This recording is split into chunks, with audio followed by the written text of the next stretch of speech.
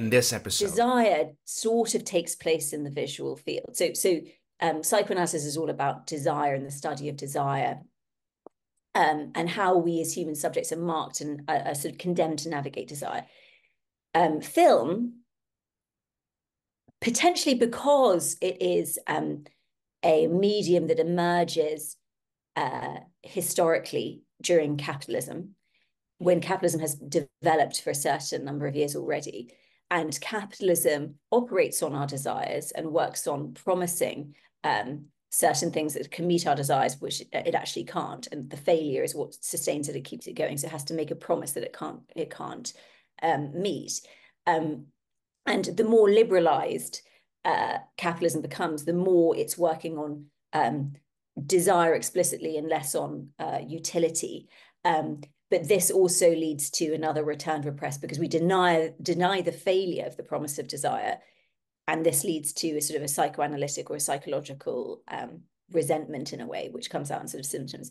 But so certain forms of cinema, especially the cinema that developed in Hollywood and say like from the 1920s onwards, really operates on desire as well. Hey everyone, welcome to my conversation with the filmmaker, writer, and psychoanalytical theorist Helen Rollins. Now, Helen is the first person I've spoken to who is a filmmaker who's in cinema and produces films and creates films, but is also deeply interested in psychoanalysis, and particularly Lacanian psychoanalysis, and even theorizes using these concepts. And I was intrigued. I've been following Helen's work for about a year, and I'm glad that finally I got to have a conversation with her. And it went in many directions that I didn't really expect, but I probably should have expected it, given how, let's say, multifaceted Lacanian psychoanalysis is. I learned a lot about what the gaze does for a viewer when watching a film, and how it opens up the contradictions of being, the ontological contradictions of being, if I could say. And I learned a lot about the structural relationship between psychoanalysis and cinema, which I'm hoping to have another full-up conversation with Helen in the future once she releases her book Psychocinema, to discuss a bit more deeply. But it's fascinating to think about a filmmaker who really is just deeply read on Lacan and psychoanalysis and critical theory and philosophy, and how she connects all of that into her work. Be that as it may, the point that I think I want to make before we get to the episode is this. I understand that a lot of my audience is kind of split. I have people from two ostensibly different camps, people more from the analytic, cognitive science background that listen to this podcast, and then people who are more attuned to psychoanalysis and what they call theory from so-called continental philosophy. And whenever I do upload an episode, particularly from that side of the camp, let's say, either people have no idea what in the world we're talking about, or people are actively averse to it. So I just say this. Being a neophyte myself, I completely understand how at first it seems like this is all just nonsense, or perhaps that there is something there, but you have no idea what that something is. And all I'd say is that psychoanalysis is a discourse. It's when one starts looking into psychoanalysis and starts studying psychoanalysis, again, what I can say as a neophyte is that there's no systematic step-by-step program to become a so-called expert in psychoanalysis. That doesn't really exist. Rather, what one does is you already step into an ongoing conversation, into a discourse that's active and organic and alive. And then you kind of push yourself into it, and then you see if it sticks.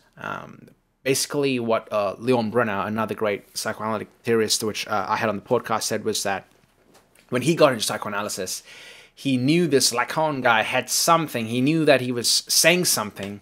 He had no idea what it was, but there was just something that he wanted to get at. So he kept going back to Lacan's books and his seminars and his other talks he'd found wherever. And I think that's the best way to do it. It's not about trying to become an expert in psychoanalysis and trying to understand every single theory and every single concept and different subjective structures, but rather just stepping into it and engaging with the material, sort of, to use a term by Zizek, tarrying with the material and seeing where it takes you.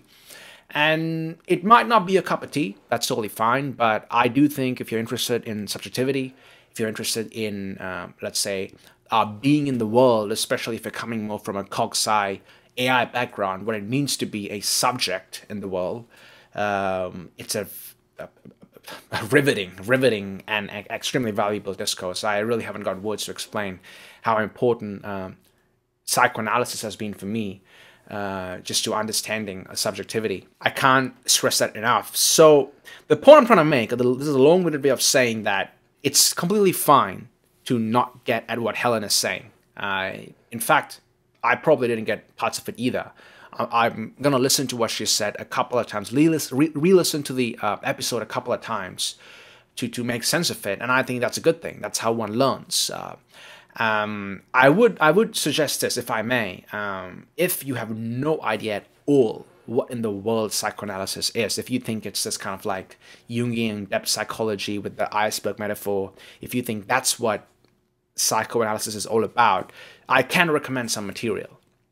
The first thing I would do is I would leave a link in the show notes to all the other episodes I've done with other psychoanalytical theorists, people like Leon Brenner, people like, of course, Peter Rollins, and a few others, Julie Reich, of course, and you can start listening to those episodes. I would say probably start with Leon Brenner because he's a fantastic explicator. I've learned a lot from him. And then I would say read Michael Downs, his blog post called Lacan's concept of the object cause of desire, objet patia. It'll take you about an hour to get through, but it's well worth it. I still think it is one of the most important resources out there to read, to understand what Lacan's all about. So Michael Downs, The Dangerous May Be, his blog, read that article. I'll leave a link to that down below too. I shall also leave a link to some work by Peter Rollins where he describes the difference between drive and desire. He has a very short video where he explains this crucial concept in psychoanalysis, the drive versus the desire. Understanding that is crucial to get at what the hell Lacan's all about and what the hell this thing called lack is all about. And then perhaps pertaining more to this episode, the concept of the gaze. Recently, Peter had a conversation with Helen where they discussed the gaze in a bit more detail. And even in this episode, Helen did go into the gaze as it's very apt for the discussion around cinema and psychoanalysis. I would recommend watching that too. And I think that's a good place to start. And then if you want to go deeper into it, of course, start reading Zizek, start reading Todd McGovern, read Bruce Fink, and you would probably have this experience of, I don't know what all of this is all about, but there's something there. And I want to know what that something is. And then you just keep going. You never really get at it. And that's the whole point with Lacan. It's an objet. It's something. It's a something that's a nothing that creates you to act in this world, let's say. Okay, I don't want this introduction to get too long. It's already quite long. As I tend to do a bit of a formal introduction to Helen. Helen Rollins is a writer and filmmaker from Northern Ireland, currently based between Belfast and London. She studied modern languages and literature at Cambridge and the ENS de Lyon.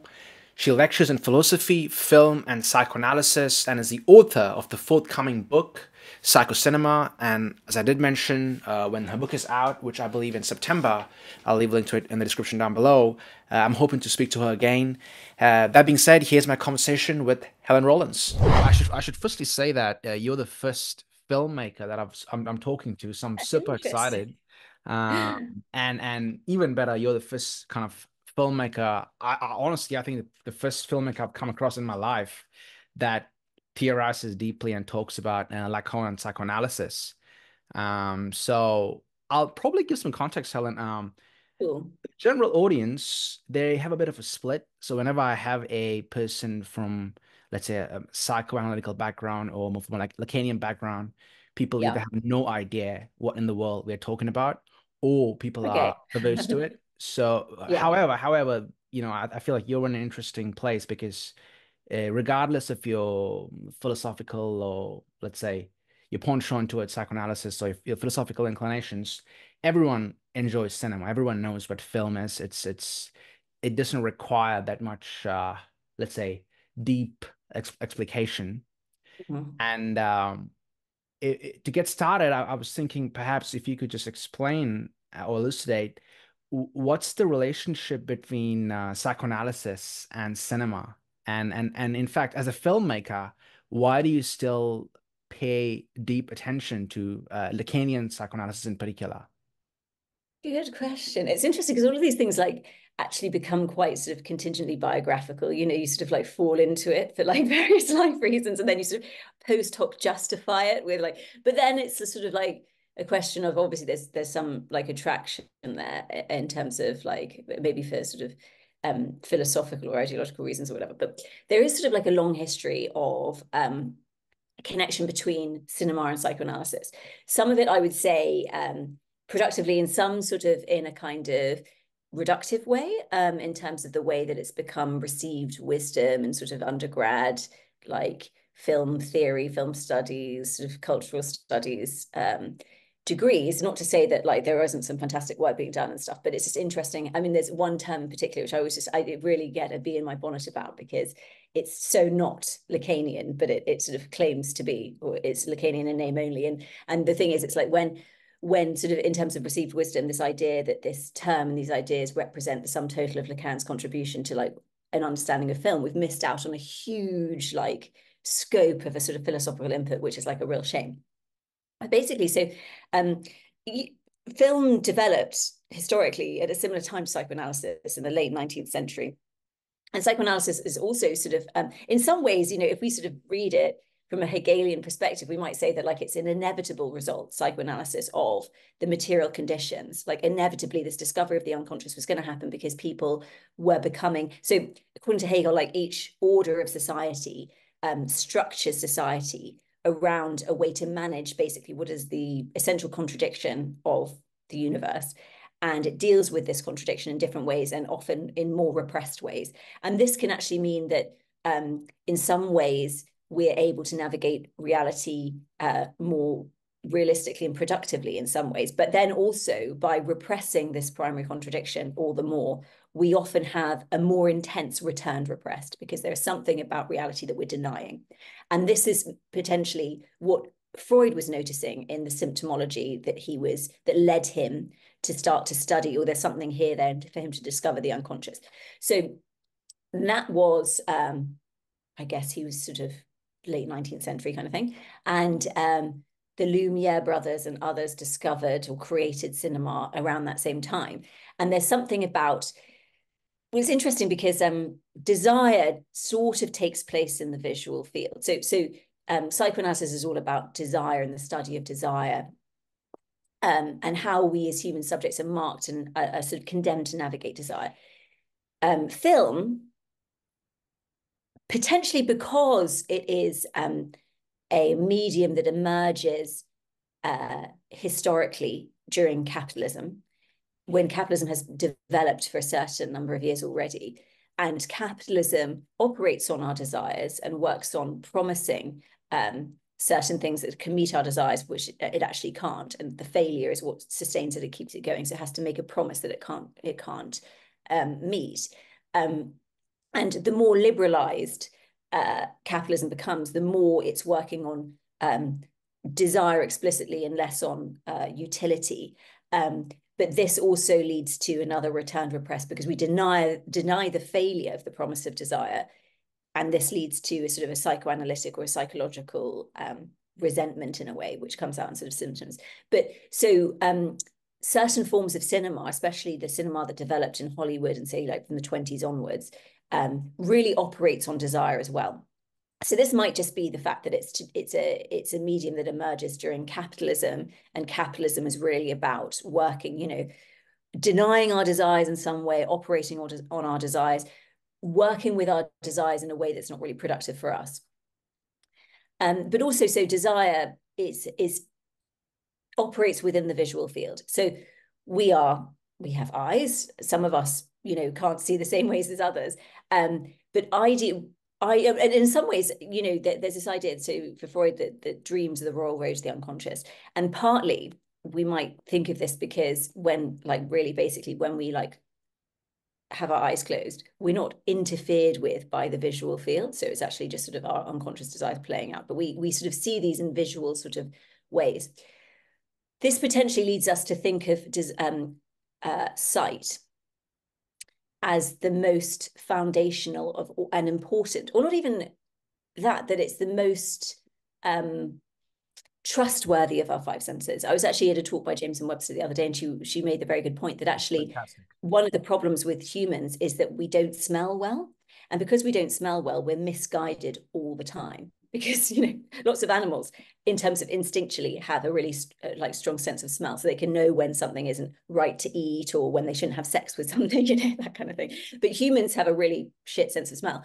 But we sort of ideologically believe that often that what we see is really what it is. And we have, you know, phrases like, with hindsight, 2020 vision, I saw it with my very eyes. Whereas words related to taste and touch automatically convey a divided subjectival nature to that sense. So it felt wrong. You know, what would you say? I have a taste for chocolate. You know, there's already this sort of subjectival thing. Whereas with sight, we sort of ideologically, because sight in a sense is compensating for these other failed senses in a way. But it was also a failed sense. It's also incomplete. It is also divided. Like if we're good Hegelians, we understand everything in the universe is substance and subject, whatever. Yeah. Everything is, yeah. So contradiction is imminent. Yeah. Exactly. So so Lacan reminds us there's a term in sort of philosophy called gaze. And it means sort of slightly different things for different people. Something different for Foucault. He has a book that discusses medical gaze. So for him, it's about manifest forms of power. Sartre has a question of gaze, which is to do with, I don't know if you've ever read Nausea, it's to do with anxiety and this kind of thing. But for Lacan, gaze is something slightly different. And it refers to the lack within the visual field that you confront when you look at something. So it really is a reminder of contradiction in the visual field, lack in the visual field, and lack, therefore, in our desire, because our desire operates in the visual field. So for Lacan, gaze was this really important idea. What happened in film theory was that there's certain, I would say, misreading. Having read the text, I mean, you never want to be like too harsh or whatever. And also there's like an interpretative kind of dimension and people can come up with their own theories. But I would say when you realize that gaze isn't about, gaze is like the divided object subject that receives the look and returns the look to you. So it's actually less to do with you looking. Well, it is to do with you looking, but it's not about, for example, Foucault talking about medical gaze, where in a situation where there's a patient and a doctor, there's a masterful person who looks down and sort of controls the situation. It's actually the sniff precise opposite, you know. So we have what happened, yes, in sort of, I would say, secondary, tertiary critical theory. So we're not talking about, you know, early thinker, Marxists or the Frankfurt School, or even like psychoanalysts. We're talking about like interpreters in cultural studies. So there was a sort of misunderstanding of what gaze meant in this context. And so gaze then became this idea of the male gaze. And gaze became sort of, it was like a question of a gaze of power, gaze being the thing that because you can say in the English language, I'm gazing at something. But gaze as a philosophical concept, capital G, means something other than looking. And so it sort of became this illusion between like looking and subject, object, divided subject, object that returns the look. So in the visual field. So this received wisdom was that like men then, therefore, the received wisdom is that obviously, especially, you know, in the 1970s when these ideas were coming up and sort of feminism was a big kind of cultural thing. Well, we all know that men are X, and we all know that transcendently, subjectively X. We all know that women are subjectively, transcendently Y. This was also sort of confused by the idea of sexuation that exists in Lacan, which is an important contribution, where basically you have your birth into birth into matter, and then as a sort of a being, animalistic kind of subject, and then your birth into subjectivity, sort of becoming. So this is where sex and gender sort of don't align. And really, you can emerge into any form of sexuation. There are two sort of poles, but these can manifest in sort of potentially infinite different ways. So there was a sort of a misrecognition that sexuation was an essential. I mean, it's I would say sexuation is a symptom of lack in matter, and sexuation emerges as as part of our second birth into language, which is a symptom of self-consciousness, which is the subject, the divided subject seeing itself. So it's consciousness of consciousness. Or as Alenka Sapanci sort of puts it, it's the ticks and grimaces of the universe. It's sort of, we are the universe divided, experiencing itself. So sexuation is actually sort of a second step.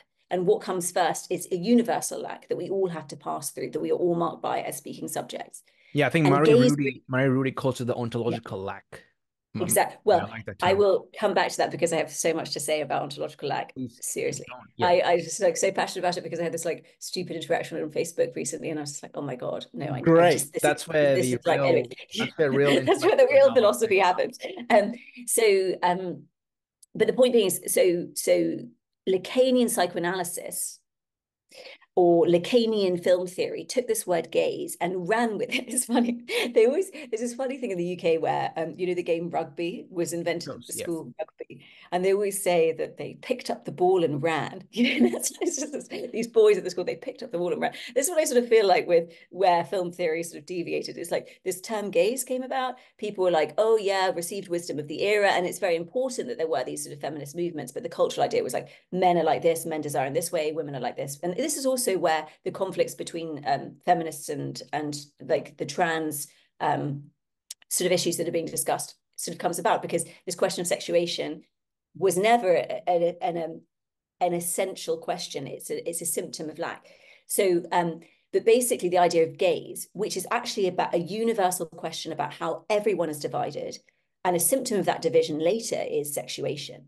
And basically, I think this is this really important challenge to capitalism, which is that we are all universally divided.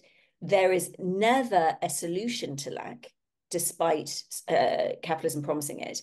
And also that we all share, despite our forms of sexuation, despite where we come from, all this kind of stuff, we all share something that we don't share, which is lack. And gaze affirms that. And so this was a potential, because gaze is to do with desire in the visual field. And so is film, where film could really offer a challenge to capitalist ideology. And instead, what happened is we have this sort of university discourse, which confidently appropriates psychoanalytic language, which then, psychoanalysis becomes, instead of a description of subjectivity as it is, and as psychoanalysis shows us, really the horizon, the horizon of our life is a material one. There is no like hidden topography. Like Lacan doesn't do a sort of like iceberg of, so it's sort of rings, right? It's all on a plane. So instead of it, what sort of becomes of psychoanalysis is that there's sort of a hidden meaning. So psychoanalytic theory often, quote unquote, looks at, what was the hidden ideas of the director going on in his head. That's depth psychology. Yeah. Exactly, depth psychology, exactly. And it's like the ideology of a sort of detective story. I enjoy a lot of detective stories, but in a sense, detective stories are like quite an ideological form of story, because it's like there's a hidden thing that we have to unearth. When actually, I mean, in a sense, you can interpret that the truth is there, and so maybe that's the non-ideological interpretation of the detective story. But so this misappropriation of Lacan happens, and obviously like this kind of like gender essentialism, using language of psychoanalysis, which sort of lends a sort of scientific legitimacy to this sort of misunderstanding, becomes the dominant theory of film theory. And if people talk about the male gaze, the female gaze. It's funny, I was watching a documentary by David Hockney the other day, or featuring David Hockney. And one of his pictures, he used to do these sort of photo collages where he creates a whole sort of like bigger image and landscape, but takes sort of close-up photos of all these sections. And it's a real, I think, like manifestation of what gaze is, as in it's the disjuncture, the lack, the contradiction, the unwholeness in reality gazing back at us. And then I posted it on Instagram the other day because I also saw this video that had gone massively viral. You know, it had like 15 million views and however many hundreds of thousands of likes. And it was a girl in a dress, a sort of red sexy dress, saying, dressing for the male gaze, and then changing and dressing for the female gaze. And it might not be that this person or these, you know, when it's used in this context, people are thinking of Lacan, but the sort of history of it and the way it's sort of permeated culture, people say, oh, this film is to do with the female gaze, whatever. The question is, I mean, there may be, I would say, there's a really well-known impressionist French painting, and I can't remember the name of it, where there's a woman behind a bar looking, is sort of 19th century Paris, Belle Epoque, she's looking at the audience. I would say, you know, that could be a female gaze, and she's returning the look. There's a contradiction in the visual field, and this person is female. But the gaze is not necessarily gendered in that way, because it's more to do with the object returning the look. So you know, it becomes sort of like reciprocal and all this kind of question of who's gazing to who and all this kind of thing. But also the idea is like, I as a woman, so-called, my choice of what I appreciate in clothes is I like that red sexy one. Does that not make me a woman anymore? You know, I mean, we can kind of go on about these like silly differences all the time, but the idea of Lacan, whilst he contributes sexuation and talks about these two poles around which we can orient, you know, we are oriented, but they can sort of splinter into infinite different forms of desire. You know, that there's an imposture, which is in Lacanian terms, maybe obsession, which is to do with relating to one's lack in a certain way, unconsciously pretending that one isn't lacking. And masquerade, which sort of relates to hysteria, which is to do with performing a relation to lack, or a wholeness for the person doing the imposture. But like, this is where it gets really muddy. And as like, you know, the sort of trans question has sort of taught us these things are not like aligned with necessarily biological sex, or even like, I mean, this is to do with being gendered, but like, this doesn't mean what we received wisdom believe is gender. But so I think basically the point, this is like a really long-winded point. I have just written a book. Going. I'm taking notes because okay. you know, all some of the terms we can explore them a bit more deeply. But Cool. this is a fantastic prelude. So keep going, Okay, please. so I've got a book coming out in September, which the funny thing is that what Indeed, happens I when you was going write, to bring that up. So yeah, so you sometimes feel like really yeah. more clear, but often it just makes things less clear in your head. Because you get to say, because obviously everything, I mean, this is the great excuse, like everything falls into contradiction eventually. So if you sail too close to the sun, you're suddenly like, hang on a second. But it is, I think, worth pointing out the way that, unfortunately, especially, you know, the university, critical theory has been tied with the long history of like the left, I would say. And even though this is in question now in terms of the way the left wing of capital uses certain ideas and sort of turns the contradictions they exposes back into sort of an oppositional ideological foil to justify the sort of, you know, great reduction in living standards that we're living through. But it's important to sort of point out that there is contradiction all the way down, and that what Lacan was exposing was the lack in the visual field, amongst many other things.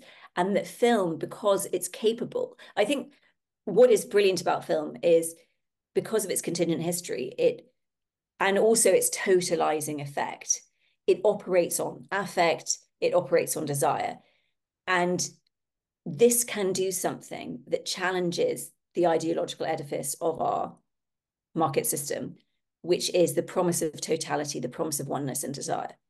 And because of the material structure of film, and because of Lacan's philosophical contribution, we can see that it doesn't just entertain us, it doesn't just elucidate certain, you know, consciously elucidate certain ideas that we need to know about society. It doesn't just expose that men are bad and women are good desirers or whatever. It actually does something it can expose us to, it does something almost theological, it does something psychoanalytic when it is viewed in these ways. And we can see glimpses of its potential. Obviously, it becomes in a more and more commoditized system where opposition must reign for profit. It is more and more difficult to achieve these things, but we can glimpse its sort of philosophical and political power.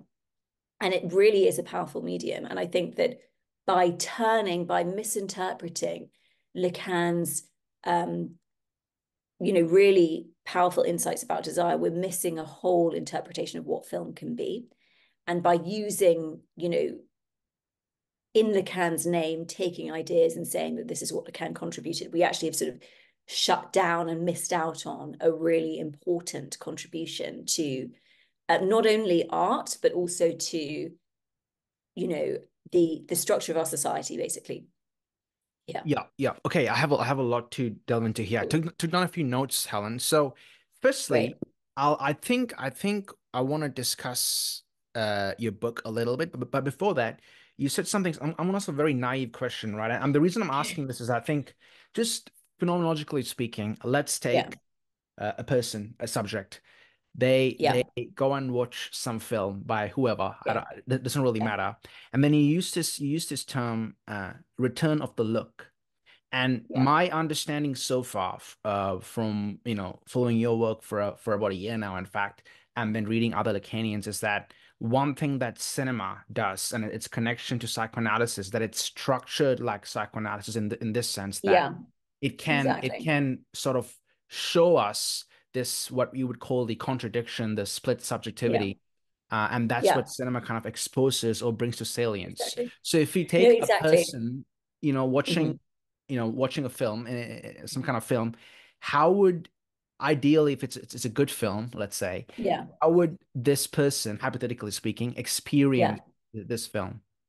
So it's interesting because there's loads of different ways in which this does this. So just in terms of this idea about film operates like psychoanalysis, and it's interesting because I think like most literary studies kind of analyses of film, which I think are like really good, but what they'll do is they'll look at symbology, and they'll look at the manifest content of the film or what it represents and how it's a symptom of society or whatever.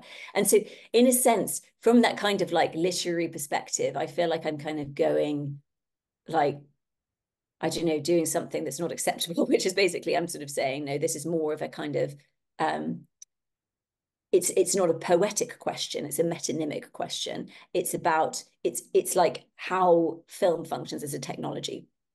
And it's funny because I think there's also this kind of like reification of the artist as this like, wow, the artist is doing, and I'm much more kind of like material. So I'm like, I don't know how much I believe this sort of thing that's like, I think like Chris David, the world is imminently transcendent. We experience it as transcendent, but it's only the possibility of that experience is only because of the imminence of lack. So but so basically, and to use that sort of what Chris David is getting at there. So she's talking about the process of psychoanalysis, and this is in Hate and Forgiveness. And she basically is talking about this play of transference and countertransference, that the subject's experiences transcendent. There's something more in the interaction between two lacking subjects than the sum of their parts. I see you've got less than nothing by There's just Zizek. nothing here. Zizek's, yeah, Yeah, yeah, yeah. yeah, yeah. So we are less than nothing, and it's the less than nothing that is Mm. generates the possibility of something and something more than something. So, or a lot of the problems that we face as subjects And is that's that very we're Hegelian too, the negation, the determinate yeah, negation exactly, in some sense. Yeah, exactly. So yeah. we, we're never just utilitarian subjects. We're never just like whole and complete. There's always an excess, So, and this excess is what makes life worth living. It's where fantasy resides. It's where emotion and affect resides. But there's never a one-to-one relationship between what we say and what we do and what we think and what we experience. And it's, this is a whole question of the commoditization of subjectivity we were just talking about earlier before we press record. It's like, by declaring yourself something, you're always more than that. Signifier never relates to itself in the first place. As it relates to itself, but it never captures itself. So we're always in excess of it. But the declarative statement, when you say you're something, you're never that. You're more than that. You don't even know yourself. Anyway, we are known in our relationships with other people. Most often other people know us more than ourselves, and it's a basic fact. We never see ourselves except for in mirrors and screens. We never experience ourselves as ourselves in the eyes of other people. But anyway, so and psychoanalysis relies on this fact that we have this divided subject that we encounter, and they feed back to us explicitly or not. We feed back to ourselves via the image of ourselves that we project onto what we imagine they think about us. But it relies on another divided subject. So basically in film, there's many ways which we can read the film exposing our desire to us. People have worked on things like the structure of the serial or series, and how series continue because they never answer the question. Yeah. And when we have a 90-minute film, like, so in French, they call, we all know, like orgasm the little death. Like, Yeah. so if we actually Definitely achieve the completion, exactly, we are confronted with the fact that there's a death in our desire. Like our desire is never met. And in fact, the thing that makes life worth living is not the completion of desire, but the possibility of engaging ourselves libidinally, desiringly in the world. And so if it's met, if the desire is met and completed, there's a death in desire, and we can sort of sense a sort of melancholy because we're too close to the object of desire, and there's no space for us to desire. If we don't have it, there's a form of sort of depression that Lacan so Freud writes about in Mourning and Melancholia, where we cannot afford libidinally to engage in a fantasy because the chain of signifiers has been broken. So when somebody dies, when we're experiencing grief, the whole meaning-making world that we engaged in via this other person that we libidinally invested in is broken because they've gone and they're never coming back. And this is extremely painful. Psychically, we have to work to knit together the broken chain of signifiers to be able to reinvest in the world libidinally. And that's the process of mourning. And depression is a form of sort of aborted mourning, because we experience grief and loss with all sorts of objects, not just people. So where was I going with this? Oh, We're talking about, oh yeah, so cinema.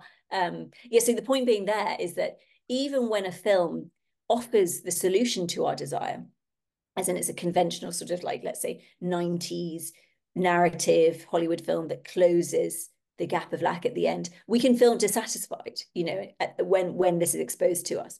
And actually, interestingly, the films that really have stood the test of time, like if you look at the top 100 that we all, you know, it's generally agreed upon are the greatest, most powerful films. These are films that don't actually meet our desire, but question it or leave contradiction. There's contradiction is housed within the film, and the answer is not given to us. So, for instance, you know, a film that is very, very well regarded is Citizen Kane. And Citizen Kane actually is looking at this question of object A. It's like this, there's a guy, this guy, Kane dies.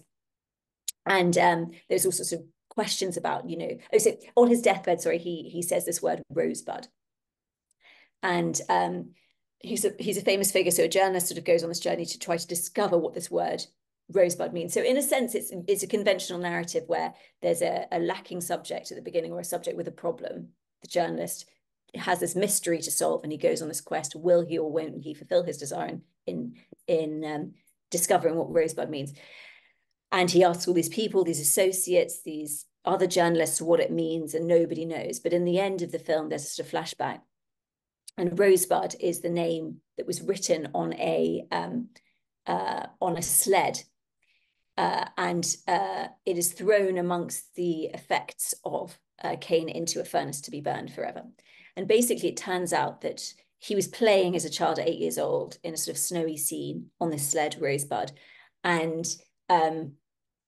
he's basically handed over to a guardian at 8 years old. He enters the world of adulthood and deception and all this kind of stuff and reality. That day, and he loses his childhood and this sled and this world that this conveys. And it sort of echoes this idea that Eden is only Eden insofar as it's lost. The breast becomes this sort of metaphysical object insofar as it's taken away from us. So for Cain, Rosebud symbolizes this childhood, which is this perfect world, this utopian existence that existed to him before he lost it and entered into the world of adulthood. So it really evokes this idea that desire is not desire for a thing, but it's desire for something that is missing. And that's really what the film is about. And it's about the non-closure of desire. And it's something that we kind of recognize, and it's very, very powerful.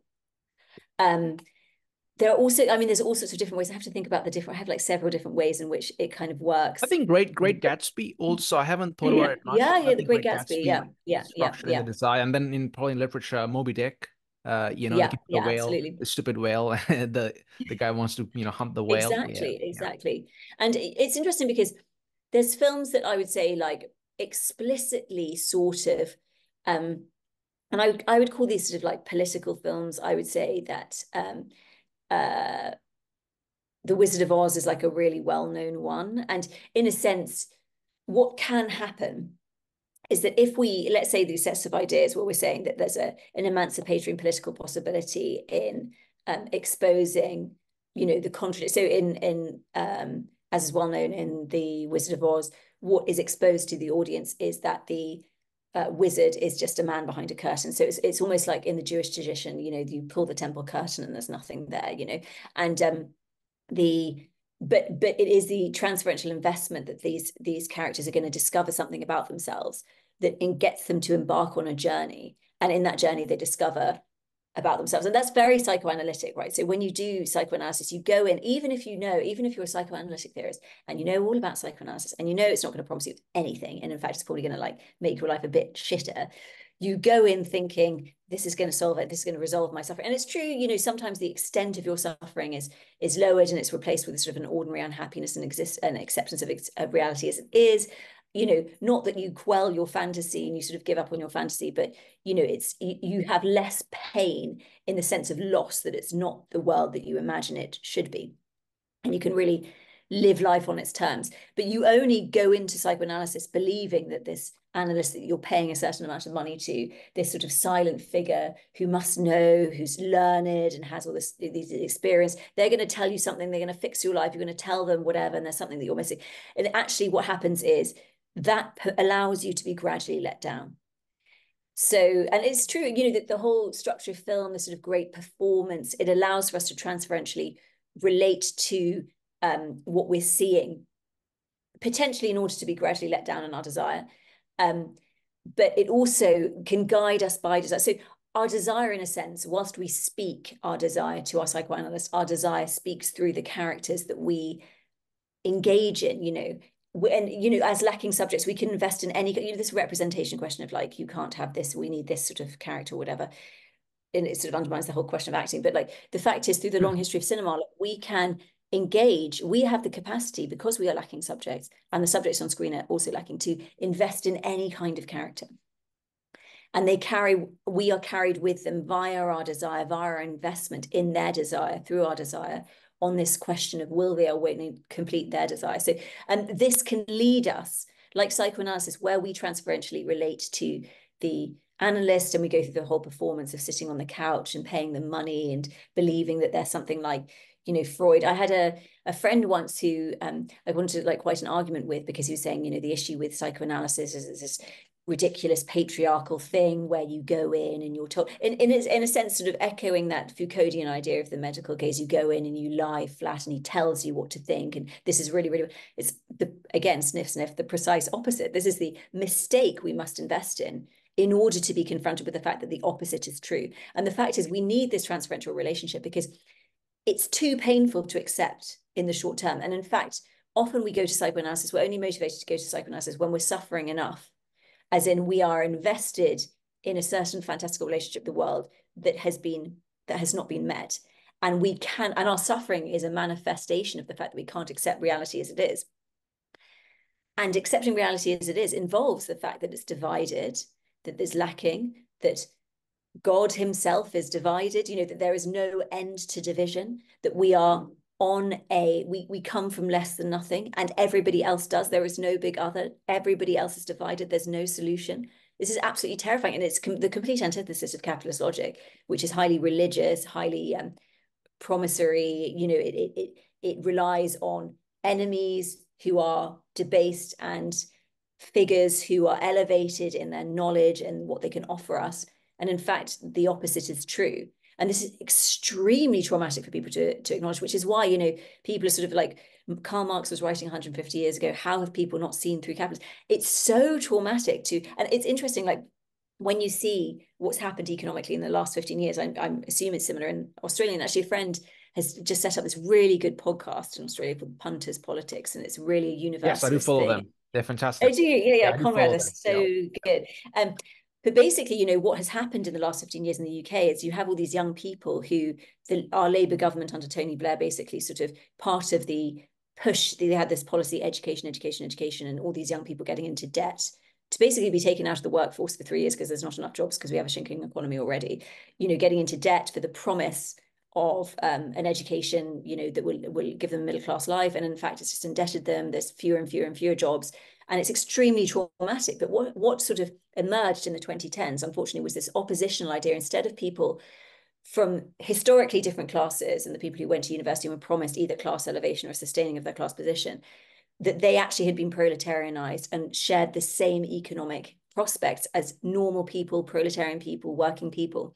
And there became this sort of oppositional cultural war politics where it was sort of like media entities emerged that spoke to people who had previously considered themselves upwardly mobile but could not digest the fact that they'd been sold a lie, paid for it, and were completely proletarianized. I mean, it's terrible to invest in a fantasy and discover that all of that, because you look at a medieval cathedral and it's really the investment in something more transcendent, as in the power of God, that it gets people to achieve these crazy feats, like in the name of the promise of something, the completion of desire, or, it's a form of transcendence, and we can achieve all sorts of things. And these young people who, competed, obviously university with more and more people going, got more and more competitive, people's whole childhoods were operationalized towards achieving things or whatever. I mean, I don't want to get too biographical, but I've got so many friends who graduated, top of their year at this best university, this, that, and the other, where it really used to mean something.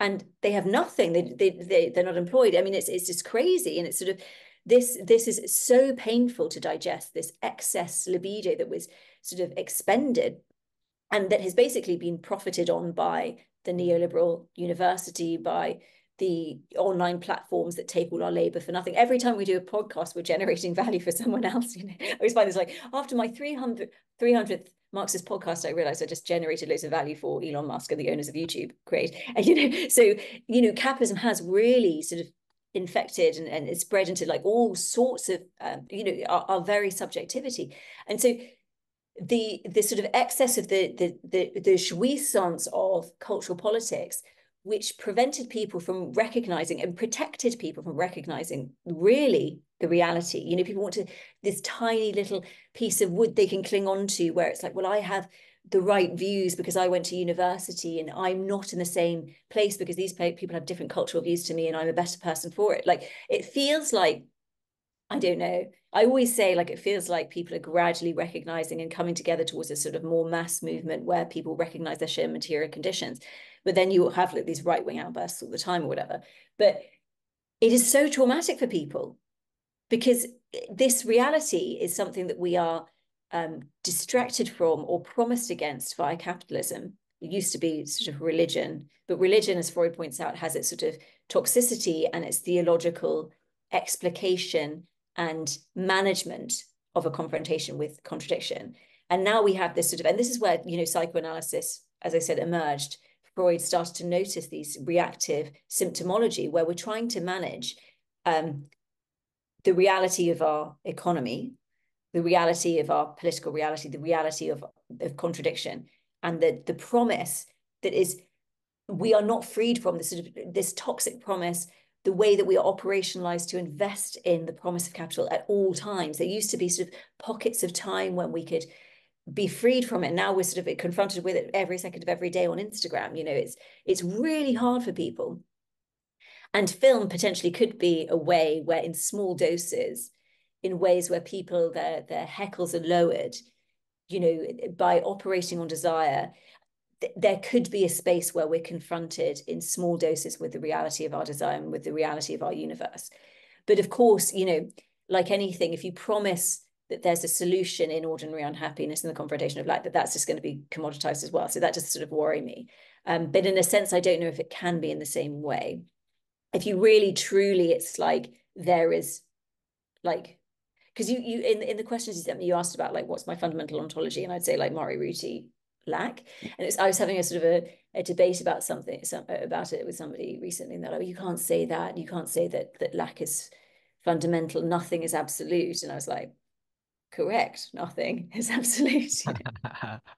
Yeah. Nothing is I mean, in many ways, what I see is because in that sense, psychoanalysis can also be a medium, a domain for emancipation in some sense. But Yeah, when exactly, you exactly. face your, your lack and this kind of, let's say, I prefer the term contradiction because for me it's more Yeah, Hegelian, and yeah, and yeah, and I think Todd McGovern, yeah, his recent book, I'm just reading it, on alienation, yeah, yeah, and once again, capitalism, or a lot of people, let's say they, as Marx probably pointed out, said that yeah, capitalism is what creates alienated subjects, but the yeah, Hegelian point is no, yeah, alienation. We should in fact embrace alienation yeah, because it's imminent to subjectivity itself. Uh, exactly. So there's alienation that is, so the Hegelian alienation is more foundational, and then in a sense, Marx is talking about an alienation which you could interpret as an alienation from alienation. So the issue is that alienation, in a Marxist sense, is what it's doing is it's alienating us by promising a solution to alienation, by saying invest in this commodity because it offers a closure to alienation, and that's the alienation. But it's an alienation of alienation. And if you embrace the contradiction of your subjectivity foundationally, you cannot be you cannot be motivated. Obviously, the trouble is, it's not just a question of, because this is where like the dialectical materialism maybe comes in, because it's like we live in a world that structures our subjectivity. And often, I've seen this like so much, like people, for example, who we just did a documentary about this woman who's married to a man who was cancelled in a very extreme way in the 1980s, and he sort of contingently, I would say, embodied the sort of gristle of the culture war in America at the time. And he wasn't what he was accused of being originally, but he sort of became that, partly because, in terms of, and I see this so much with people who are cancelled, as if you take away someone's living, people still have to exist and earn money, because we live in a world where there is no crust for you unless you have Benjamin Studebaker calls Job-centered it a world. patron. He's a patron. He has these different things where you can get like partner, patron, institutional support, or something else. I don't know, but you need a living. So we never clean subjects. Like, so even if we acknowledge, and so what I do think is that there's a world in which we can have a sort of a theological and psychoanalytic understanding of libido and desire. And this sort of like great sort of inflated balloon can sort of collapse a little bit, and we can orientate ourselves to what we all really desire ourselves, and in a more kind of reasonable way. But we also do live in a material reality that puts so much pressure on people, and we're never neutral. So as I say, like if you are, let's say, a cancelled subject, and you require a living, and you're no longer allowed to work in sort of normal liberal institutions, and you need a living, often you will have to take a paycheck from somewhere, even if it's a small paycheck. Obviously there's excesses of this, and there are some people who are just bad actors, of course. But then you do see people, the tail starts to wag the dog, so the need for a living starts to affect your subjective, and you start to believe that you've made the choice, because it's really difficult to confront the fact that you potentially are the scapegoat of this capitalist reality.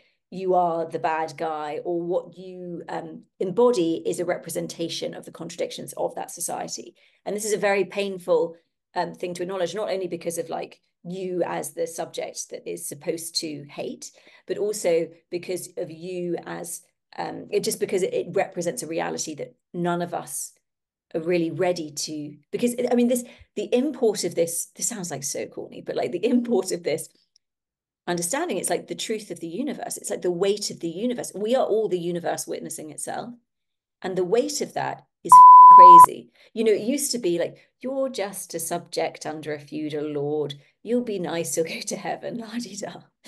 This is like a great, like the scope of this insight from Hegel is just like, you know, Yeah, I think so anxiety producing. yeah, I think Sartre, he also touches on this quite well, in his work Nausea, especially, Yeah. and also being in nothingness, the Yeah. where it does produce anxiety when you feel the weight of the universe, as you say, it's on your shoulders. I And wanna especially in a world where, I just to add, it's like, Yeah, please. Yeah. we don't have it. Like, I think that the end result of psychoanalysis is the recognition that other people exist. I mean, and this is something, in capitalism, in the commoditization of social media, of subjectivity, it's like it's becoming less possible to witness. Our interactions are mediated by capitalism. All right, Helen. Yeah, I'm sorry, but I think that's a Yeah. really good point you just made. But I do know a lot of people are going to be like, "What the hell is she talking about?" So please take as much time as you want and Okay, just so elaborate on that point. That was a fantastic point you made because I couldn't so agree more. this is partly to do with what Mladen Dolar talks about in his new book, which is rumors. But basically, so this is where like story and plot is so important because plot in an art form like film can get us to invest libidinally in something and can take us on a journey which can maybe do something to transform our relationship to our own desire, expose something in our desire. And it's funny, I also got into a bit of a debate with somebody who was like, apparently, I mean, I'm not in the academy, so I'm not like that. I haven't done a degree since my like BA, so please, this is the weird reality of the world now. It's like, but you love a good debate, don't you? well, no, this is the thing. I'm Get such some a people jouissance pleaser. out of it. Yeah. I'm such a people pleaser. So it's like I both do, and I'm also terrified of offending people. So It's it's a mess. dialectic. It's dialectic. It's fine. It's like fuck. There's no solution. Anyway, so but basically there's some work on this side.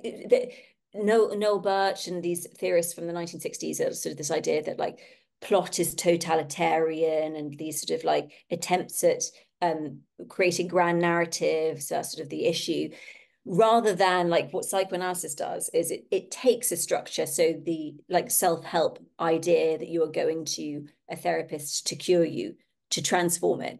A good friend of mine, Peter Rollins, uses the structure of the church to do the same thing. So the It's fantastic. idea, the Hegelian idea, is like the same with the Wizard of Oz. You, and this is a very Hegelian idea, is you require because we are split subjects. We are so easily duped, and we are not. This is the thing. It's like so much like non-psychoanalytic or non-Hegelian like theory doesn't take into consideration the fact that we're divided subjects. So we are not at one with ourselves. We're dupeable. We're not rational. Like analytic philosophy sort of relies on, from a continental perspective, the mistake that we actually mean what we say and that we're whole and complete and we're just rational. It's just absolutely not the case from, I guess, our perspective. I see Hegel everywhere, so you must Oh yeah, I'm a also Hegelian for buy into sure. this. Yeah. You must agree with this. Yeah. So I've bought into it. yeah, exactly. So this idea was from Noel Birch, was that like cinema would be emancipatory insofar as it just conveyed reality as it is. But of course, that means that it's not doing anything to our desire. Like the fantasy, the whole. I'm very pro. Obviously, I'm a Marxist, but I'm pro the way in which Hollywood uses our desire, and that can the Marxist turn is to use that technology that exists to undermine it. Um, Everything has its own contradiction within itself. And in fact, like when you watch a film that is like attempts totality, so we see this as well with the sort of films that are, these sort of corporate films that try to have their cake and eat it, try to do sort of like quote unquote political social justice sort of actions at the same time as being like a massive corporate movie. And the funny thing is of course, that ideology has been taken on as a sort of ideological foil to the destruction of our living standards, and a sort of, in terms of the I'll come on to this in terms of social media, but the like commoditization of our subjectivity, this super egoic need, as Lacan said, is it's not that when God dies everything is permitted. Is when God dies nothing is permitted. We become our own sort of like check, and it He becomes inverts much more Dostoevsky. stressful. Sorry. He inverts Dostoevsky's in Belfast. Exactly. Yeah, absolutely. So we have this so super egoic, like the God has been replaced by the market, and the market basically is a market based on desire and libido, which is individualized, and we check ourselves, we do the work for the market ourselves, which is why I absolutely agree that, like with Todd's point, that there is an emancipatory possibility in coming to this understanding, and it's not, you can't just like will your way or think your way to the cure. You absolutely have to do it on an affect level because it's to do with the unconscious. But I think also we need to take into consideration material conditions that structure our subjectivity and that make us believe we have a choice when we don't. It is this sort of like play between the two, the subjective. And I think lots of Marxists don't actually have a take, don't really understand how subjectivity and libido plays into the market, and why has the revolution not being realized 200 years later? Well, partly because you can't just tell people, and also because anti-capitalism can become the greatest promise of capitalism. I've seen this so many times, how people are willing to give free labor to organizations and institutions with the promise that they're doing something revolutionary.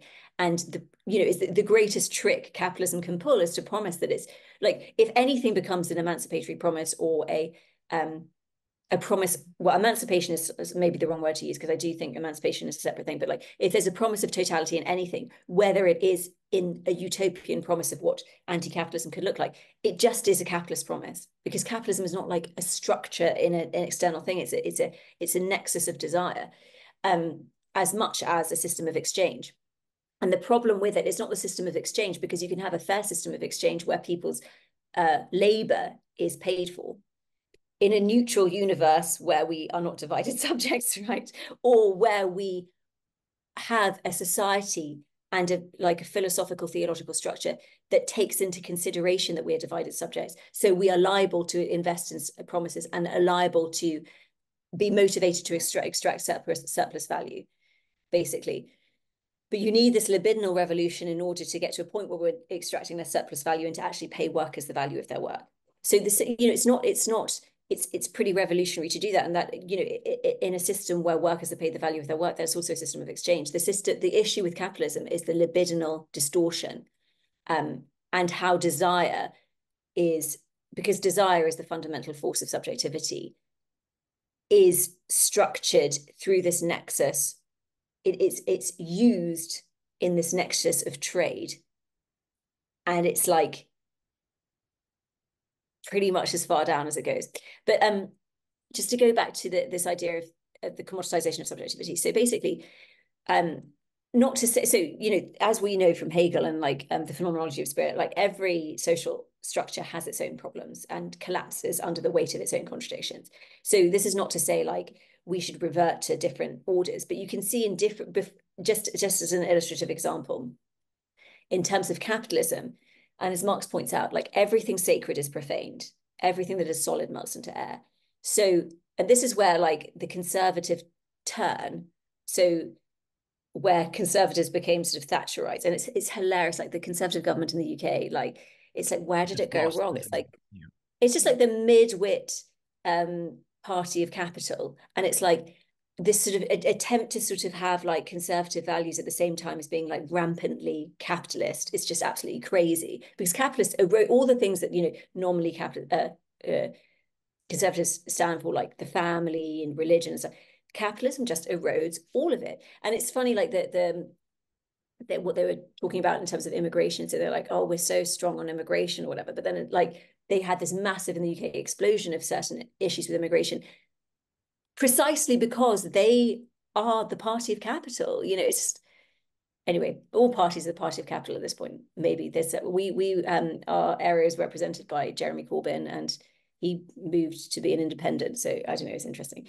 But so capitalism basically turns every relationship into an object of a site of profit extraction. And profit extraction requires a promise in the totality of desire. So it's saying so here's a problem and here's a solution.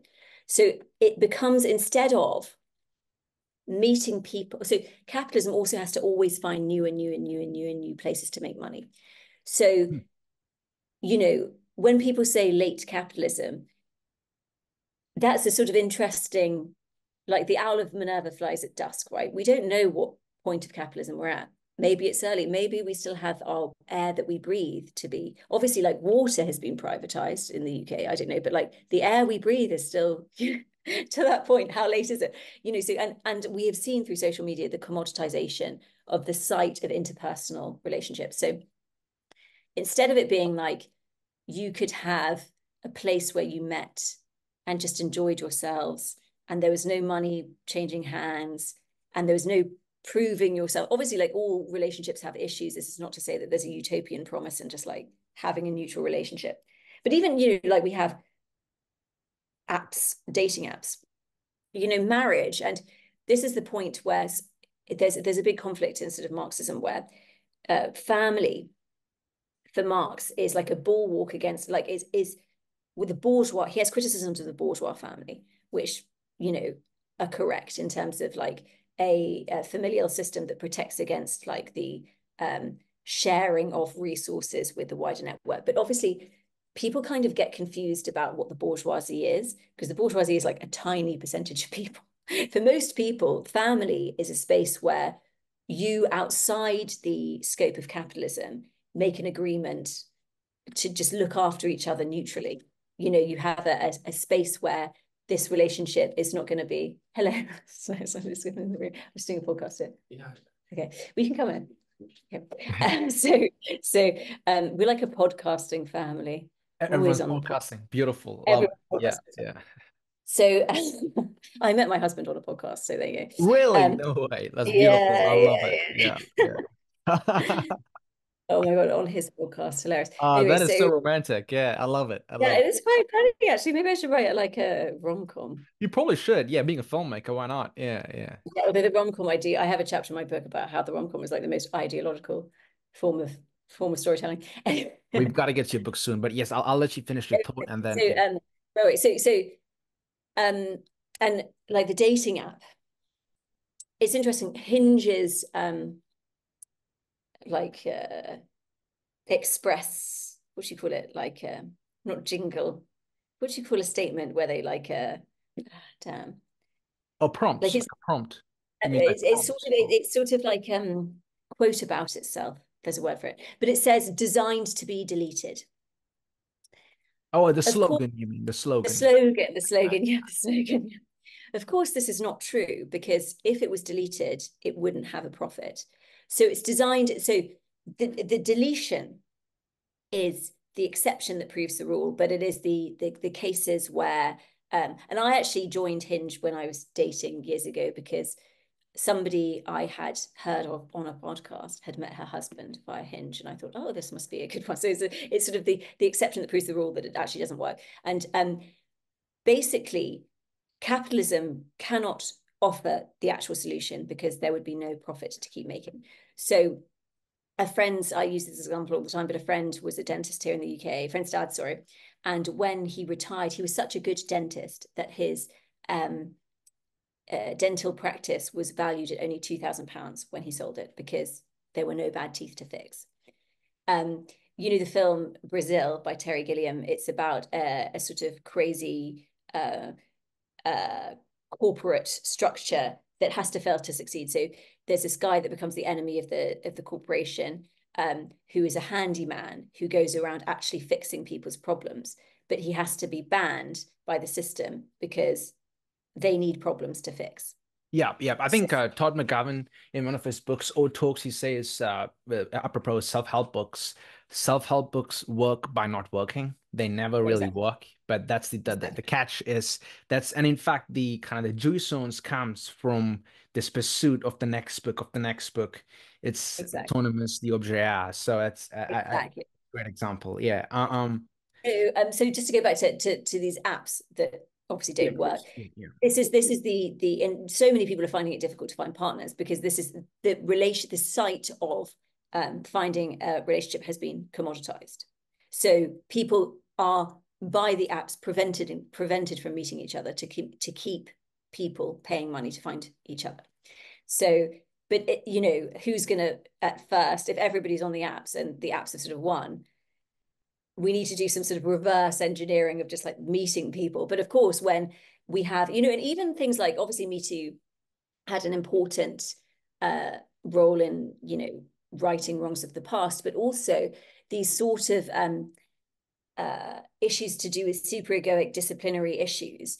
The downside of them is that one becomes one self-censors and becomes afraid of encountering the other. So basically in the film industry, there's a big problem with bullying and abuse in the UK film industry. And there was this whole movement to try to fix it. But what actually ends up happening is these products end up emerging, like you can have, and instead of actually solving the problems of the bullying and abuse, as we see in Hegel's master-slave dialectic, comes with basically the fact that because of our divided subjectivity nature of capitalism, some people have all the power and some people have nothing. And when you have all the power, this is not a neutral relationship. And so, you know, this is right. And when there's fewer and fewer roles, like cancellation is also a symptom of the fact of the collapse of roles, a plethora of people who could do the roles, and a sort of fighting it out to get those roles. So, and the sort of terrain on which that cancellation occurs is on your goodness as a subject. So when every interaction becomes I sort of feel this at the moment where it's like one doesn't get paid to do podcasts, but every time one does a podcast, one risks saying something that could be taken out of context and ruin your life, and this is terrible for human interaction, because people become more and more anxious in terms of what they're getting out of relationships. And we need actual sort of, in order to again create a mass political movement, we need to recognize the other subjectivity where we actually relate to each other despite all these other signifiers that are designed to keep us apart, and actually transform society in an emancipatory way. But obviously social media, it's amazing how it works on a transferential level. So it uses, or I don't think these things were like, as in, I don't think the people who designed social media originally could possibly have imagined how sticky it is. Obviously now with reels and stuff, they're inventing more and more ways to keep us engaged, but I'm sure these things sort of went, like, if somebody could have predicted the impact that Twitter has had on society, on the Twitter board executive committee when it started, I don't think they could possibly have imagined how powerful it has been. And you look at like the nature of politics today and what shit candidates we have, and I do really put this down to the destruction of the social space through its corporatization, the comments, and this means that, as I say, every utterance one makes can be recorded for posterity, taken out of context and used against you in this hyper super egoic, hyper purity, hyper capitalized interpersonal world. So it's like part of the issue is we just can't speak, and we can't speak freely, and we can't make criticisms. And an example of this is when one criticized Biden a few years ago, it was the wrong time and you were cast out as, you were a Trump supporter or whatever, but the proof is in the pudding. Look at where Biden is now, and it's sort of too late. He is a pudding, yeah. He's a pudding, the poor he has guy. become a pudding, yeah. So, but in terms of, I think Twitter and Instagram work in slightly different ways, but basically, when something is printed white against black, it very much looks official, and people relate to this in a transferential way, as it's not only that the corporatized subject, so we invest in others and believe they are more whole and complete than they appear. This is also to do with the mirror stage, where we sort of feel like a kind of mess. We see ourselves as this like perfect Cartesian subject in the mirror, and we assume that we ourselves are less divided than we are, because we sort of look together in this sort of thing. But this also leads us to imagine that other people are less divided than ourselves. Also to realize that everybody is divided as ourselves. Is like, fuck, no one knows anything. Oh my God. So, but on social media, the white against black of Twitter, which echoes the whole long history of publishing, the officialdom of publishing, and also the fact that it never goes away. And also, as Madame Dola points out, we can witness in the past, rumor was just said behind our backs, and we never were affected by it. But now it's there forever. I remember at high school, one of the most traumatic things I did was a friend and I, when I was about 14, decided to tell each other what everybody bitched about us behind our backs saying. And we didn't get onto the other person, because when I was told what my friend had said, I don't know if this is just her opinion of me and an excuse to say it, or it was actually confronting what people said. And it was so far from the reality of my intention, or like what, I was like, it was so traumatic. I think I hid in a cupboard. I was like, oh my God. Anyway, but the point being is like witnessing this is very, very traumatic. We have partly to do with the management of our sort of diffuse and contradictory subjectivities to create a narrative about ourselves. And when that's exploded, when, we would rather die. A Lacanian writer, paraphrasing Lacan, is like, humans would rather preserve their fantastical sort of relationship to themselves, I can't remember the exact words, even at the cost of their lives. I mean, this is death drive as well. So this is extremely traumatic. But then on Instagram, it echoes the history of, the Hollywood golden age on an image. And this is also again to do with the mirror phase, but also in terms of just a picture, or somebody in a moving image. It echoes the long history of Hollywood and stars, and these people seem more important and more famous and more whole and complete and more together than they actually are. And this relationship becomes, it not only does it make one feel more anxious about oneself, and then one is more liable to turn to more promises that offer a solution to solve that anxiety. but it just fundamentally breaks down the more we elevate somebody as whole and complete, the more we can also debase them. So, the person who's amassed all the jouissance for themselves, they're not divided. They're also a perfect subject who has to live up to a certain standard. And so we, instead of sort of recognizing that we're all divided, we all share what we don't have, which is lack or contradiction, and we can sort of build a society on those grounds. We live in a very oppositional, very anxiety-producing universe, and this is terrible for politics. Terrible. Indeed. And very productive for capitalism. Indeed, and of course, for us, when we confront this anxiety or trauma, we need to find a scapegoat, and that's what it leads to generally fascism. I mean, Yeah, as the exactly. saying goes, fascism is a failed revolution. It's failed socialism or failed communism. Excellent, Helen. There's a lot to chew on there. I want to touch on one other word you use, which is very important, apropos death drive, and I think we can connect this. We can connect this to even some of the other more Lacanian terms you'll be exploring in your book, Psychocinema, which is desire, lack, objet, of course. But you said that, we humans, which I couldn't agree more, are not utilitarian beings, let's say. So just for context, though, a lot of the people that I think would listen to this podcast, presumably, would be kind of coming from a bit of a cognitive science background, who kind of come from the positivistic sciences. So if you could kind of explicate, apropos the death drive and then the other kind of Lacanian terms, why do you claim that we humans aren't, let's say, rational agents or utilitarian beings? Yeah. And it's interesting, by the way, that if you come from the perspective that we are, then it very much, again, in terms of like the capitalist logic of a bad actor or somebody who can be corrected and told off or, responsible. So often we, instead of seeing the world in sort of like movements or a material reality where we are impacted by a material reality and we are symptoms of it, and also that we are marked by all these sort of non-utilitarian drives, it becomes very easy to sort of scapegoat and say like that we just have a wrong series. It's a very problem solution logic. Like we it's not that we have fundamental alienation, it's that we're thinking wrong and we can invest in this new thing and then it'll be fine. And then when that doesn't work, again, it's sort of this idea of purity. We can get to a point of like perfect solution, Or but even we like never can. therapism, where you go see a therapist, something's wrong with you, you're a neurotic subject because of capitalist logic, and then go and fix yourself and get back into the job market and fit into the order of things. That's I Exactly. couldn't agree more. Well put. Yeah. And when we don't achieve the impossible purity, there's reasons and scapegoats and problems and people that we can. But not only is this a sort of fascist logic, which is the fascist logic, as you sort of pointed out, is an emergent, is an inevitable part of the purity logic of capitalism. It's like you require a scapegoat to explicate why we haven't got that perfect world. And this sort of happens in a micro way all the way down in it exists all the time. The scapegoat logic, the purity logic, the oppositional logic, and obviously in terms of mid-century fascism and Nazism, like that was just an explosion on a mass scale.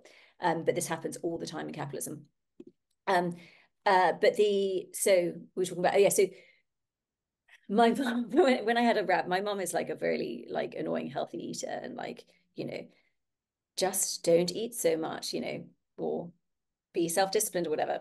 Very kind of 90s approach. But we had a rabbit once, and I remember she would always go on about how the rabbit was just so we can all learn so much from Tonka. The rabbit was Tonka because if you give him too much food, he only eats what he wants and then he leaves it. He becomes very self-disciplined. And it's like, Mum, it's a rabbit. So animals are instinctual because they are conscious and not self-conscious. So they don't experience lack at the level of their subjectivity. Because humans are self-conscious, and this is because of the structure. So when people kind of like level the accusation of like idealism at psychoanalysis, actually psychoanalysis is like a very I would say it's more materialist than materialism. And again, like this is the less than nothing thing. It's like it is actually the lack itself, which is material. And if we look at like quantum physics, the Big Bang is like a Hegelian moment par excellence. It's like literally the contradiction becomes so intense that it becomes its opposite. So If you watch a nature documentary and you see like an elephant on a David Attenborough program, whatever, gets born and runs, it is a being that is birthed at a point where it is capable of existing.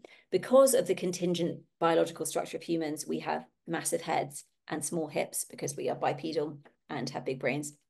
So called. We are born too soon.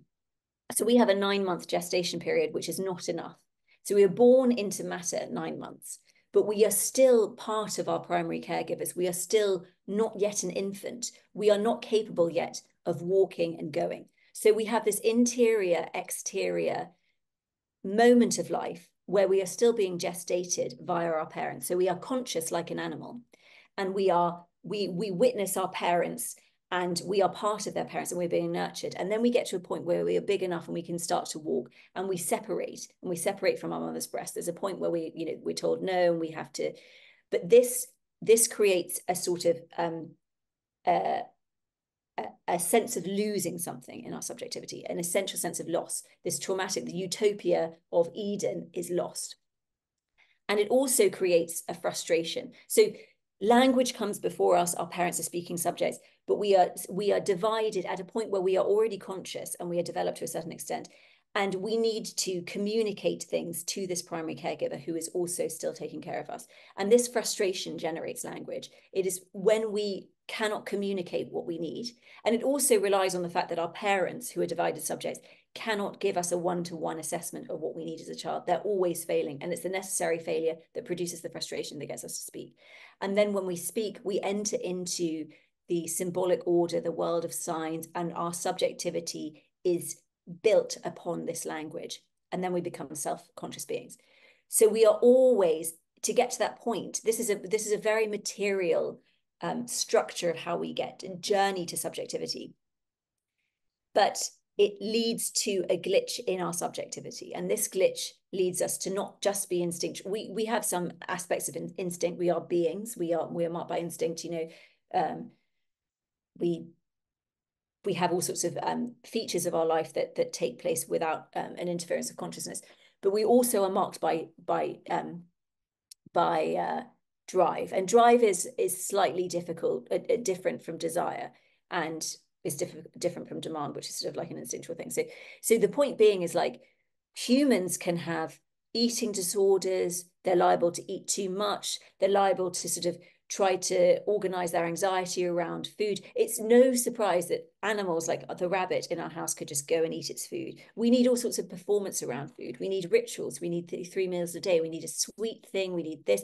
Like, language, as subjects of language never is all to do with frustration and impossibility and lack.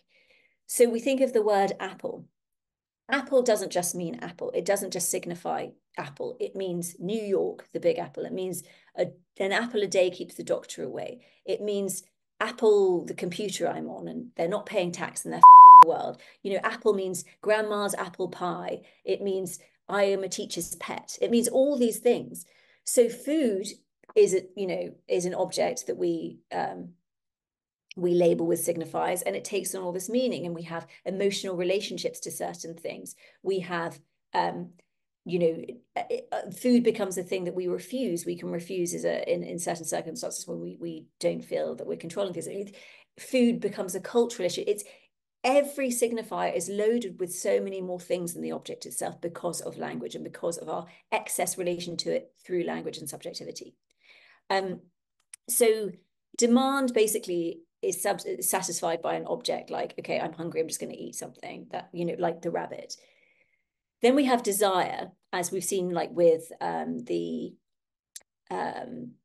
Citizen Kane. Desire, which is a film all about desire, is satisfied by a lost object. So desire is this pursuit of something that... The thing. You're looking for the thing. Yeah. Exactly. But we can never get it. Yeah. Yeah. And then drive is satisfied by the loss itself. Yes.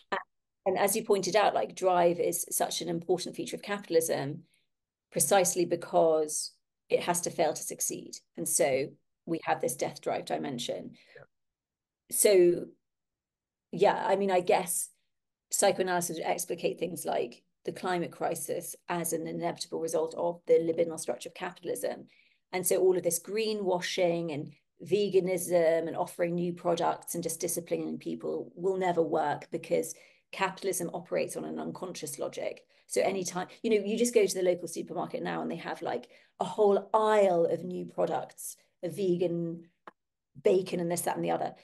So it's just always, and this is the trouble. It's like any attempt that we make to solve capitalism in a conscious way just becomes incorporated into capitalism, and more products and more of the same problem. And we obviously see this so much with the massive corporations using all sorts of, I mean, the latest thing, way to ruin 2024. That's the Like, thing. this is the super Yeah, so egoic. people won't This is throw the away logic. the bottle Am I a caps. good person? Am I taking responsibility? Yeah. But the problem is much bigger and much more diffuse and much more problematic and much more traumatic, in that it's ginormous, and we can just sort of do the ritual of this and feel good about ourselves.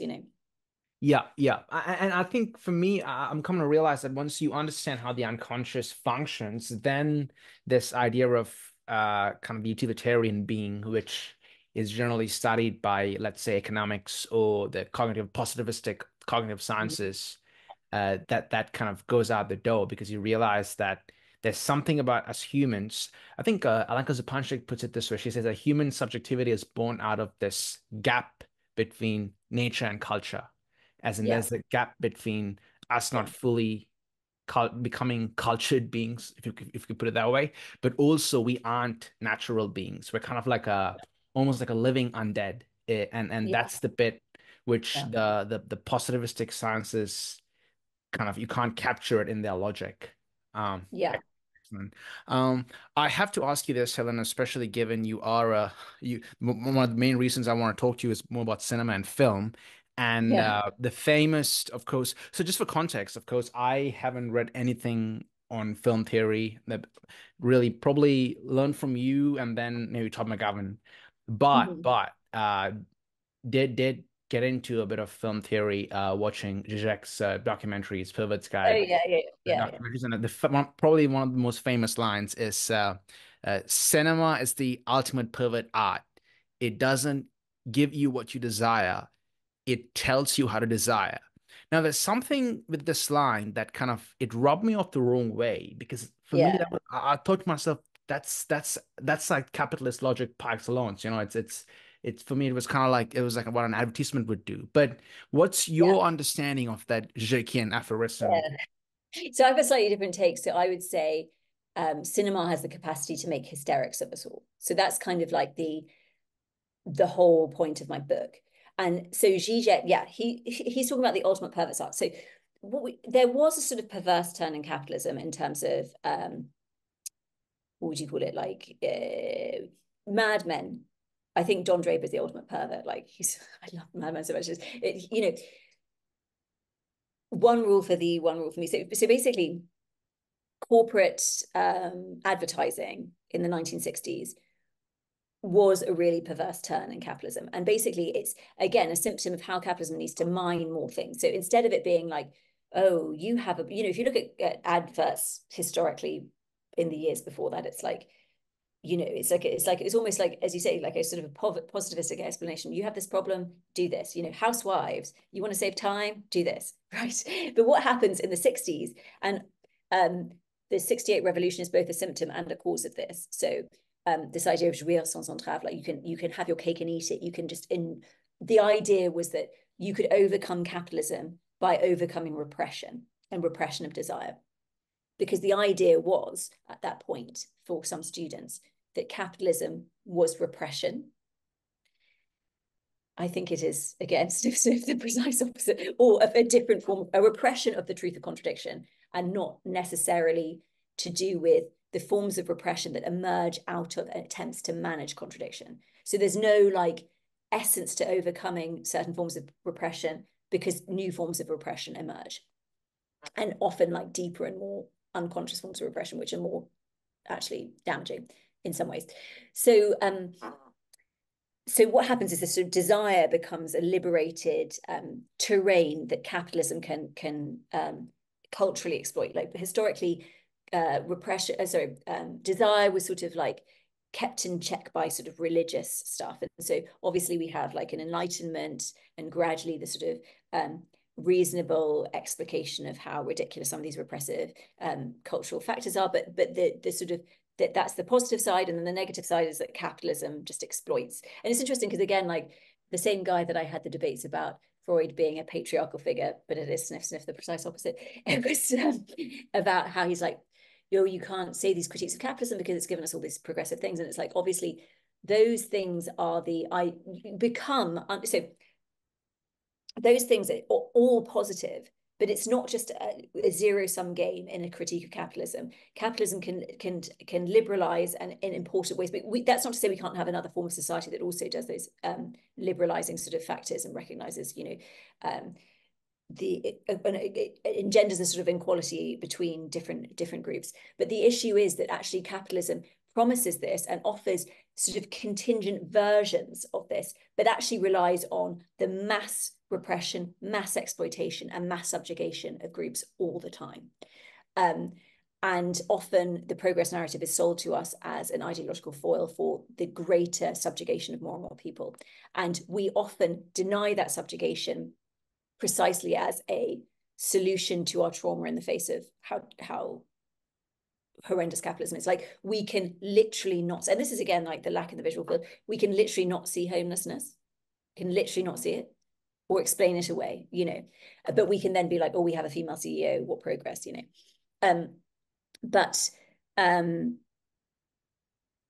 just came back to, so the perverse idea in terms of advertising is that it exploits desire. So it's advertising no longer becomes about like, gee, housewife, you've got to make a 6-course dinner for your husband's business partners. This is a time-saving thing. It becomes exploiting desire and directing our desire. So telling us how to desire, saying, you desire this Coke because of this hot man. And so it becomes so even though desire is this life force and sort of by liberalizing society, we also release in a productive sense, like forces of desire, which can be mobilized in positive ways. The capitalism always exploits at our detriment and uses desire to misdirect our desire, to tell us how to desire when we don't actually desire it. And basically, this is where capitalism goes beyond utilitarianism to a promise of closure and desire in a more explicit way. So even though like this tendency has been like within capitalism, like in terms of the pursuit of El Dorado and colonialism, it's not enough that these people are going and getting resources. It's actually to do with a transcendent promise and the Orientalism of like, this group of people can teach me, these who are closer to Mother Earth can teach me, this really racist Orientalism stuff. And I can exploit their knowledge as beings that are again, in the master-slave dialectic sort of way, less divided than myself. So we often have in this sort of like, and we see this a lot in the kind of liberal culture and sort of patronizing liberal culture, where it's like, I as a white person am more divided, therefore I am the sort of like subject, and all these other groups have not, because of like historical factors and suffering, have not acceded to the same levels of divisions, which is absolute bollocks, right? The subjugation is a different thing, but it's nothing to do with the nature of subjectivity, and it's like the denial of the universal nature of subjectivity that justifies it. And this is where obviously we have like the racist turn in a lot of this sort of like capitalist and corporatist attempts at anti-racism. It's like profoundly racist. Yeah, So indeed. Also I would say another good example would be kind of New Age ideology, where it's really interesting. exactly. I don't know if you've been following this, Helen, but a lot of the Trump supporters, it's not who you'd think. This like typical, almost quasi-racist, KKK loving clan person. It's rather this some middle-aged mom who's like into nature and holism and organic food and meditation and spirituality. But it's a really interesting, almost rather bizarre connection between holism, new age spirituality, and then the far right that's growing in the US, and I'd now argue it's even in Australia here, but perhaps more in Europe and the US. That's Yeah, I agree. yeah, that's I very agree with you. interesting. In the interest of time, Helen, I have a Yeah, lot more yeah. questions. I mean, but I don't think we'll be able to get So through I all. feel like I haven't been very good at landing points today, so I apologize to the No, it's audience, totally but fine. I mean, look, the more the merrier. I mean, let's keep the desire going, and we'll have yeah, another podcast, and then never exactly. ending. And my excuse is always like, I'm a divided subject, so what do you expect? That's I perfect. never Yeah, hit the nail that's on the head. this is perfect. But I want to ask though. I think it's Yeah, probably.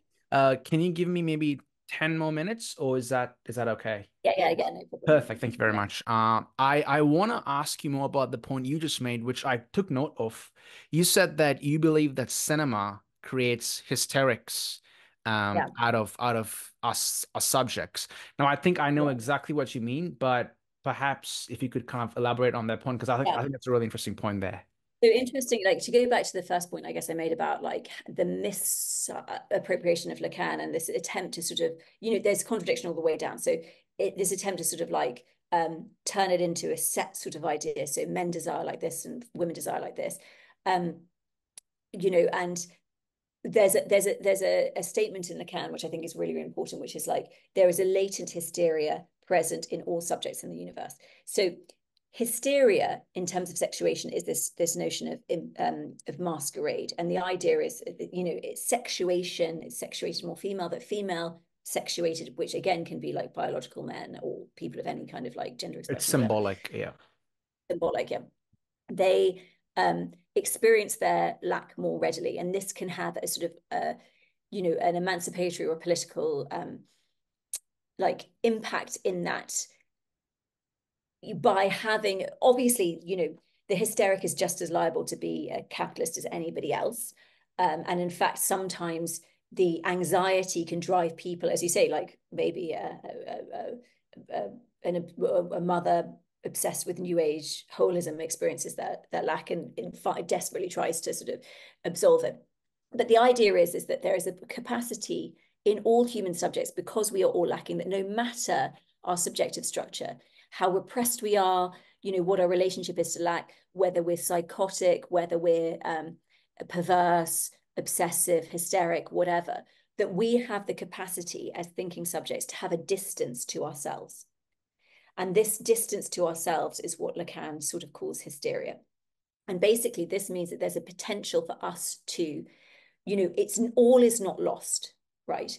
Because sometimes, if we're like some materialist, but again, I sometimes think the materialist position is not materialist enough because it doesn't take into consideration the material structure of divided subjectivity. But it's like, there's nothing we can do. It's all material conditions. We just have to write out history. Nobody has a choice in anything.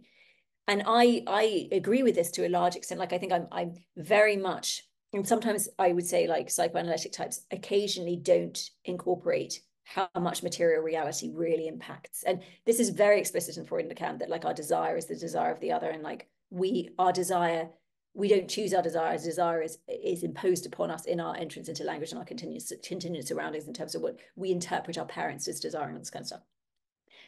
But but we have this capacity because of contradiction, because of self-consciousness, to step outside of ourselves and to refer to ourselves and to witness our own lack, just as we are the witnessing, we are the contingent gristle of the universe, we're witnessing the lack, we are witnessing our own subjectivity. We have this capacity to think, and that thinking capacity, which we can also get to, it's not just like thinking logically, we can experience the affect, but we can witness our own lack. Therefore, this is, I think, a really powerful political moment, because we can recognize the structure of the universe, the structure of the way that we manage that universe via our political economy and how much it's damaging us.